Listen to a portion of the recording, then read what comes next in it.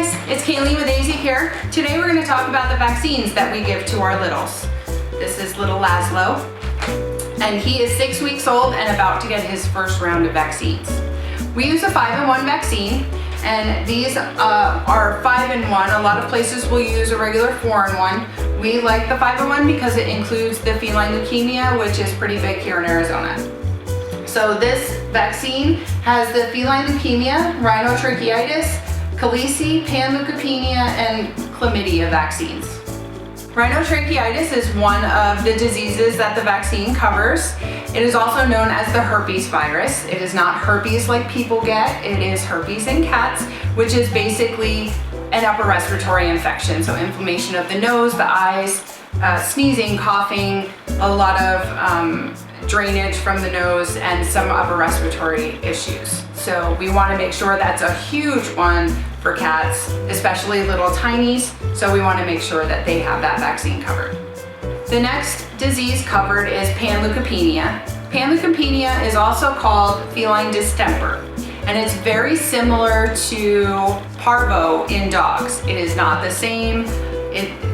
There are some people that say there is parvo in cats. It's not technically parvo, but we understand what you mean when you say it. So Panleukopenia can cause severe infection of the gastrointestinal system, diarrhea, runs, unable to absorb their food properly, nervous system issues. So that is definitely a big one that we want to make sure is covered. So if anybody ever says to you, has your cat ever been tested for parvo or anything like that, you'll kind of understand it's not technically parvo. We hear it a lot. So it's Panleukopenia. The next one is the reason we do the 5-in-1 vaccine. It is the feline leukemia. Feline leukemia is deadly in cats, and if you ever have a cat that's diagnosed with it, your vet most likely will tell you it is best practice to euthanize. It is for their own good of the cat. It usually ends very badly and a very painful, uncomfortable death. It is an autoimmune disease, and it replicates very quickly. Most cats, once diagnosed, do not usually live more than a year. So we want to make sure that one is definitely covered. Okay, next up is feline chlamydia. Yes, it's another one of those that is one humans have, but it is not the same thing. Feline chlamydia is actually an infection in the eyes, conjunctivitis. They'll get their inner eyelid will get super swollen. They get pus and drainage, and it's super uncomfortable for them.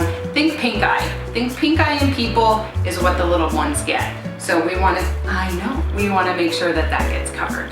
And the last but not least is the keshi virus. The keshi virus is a nasty one.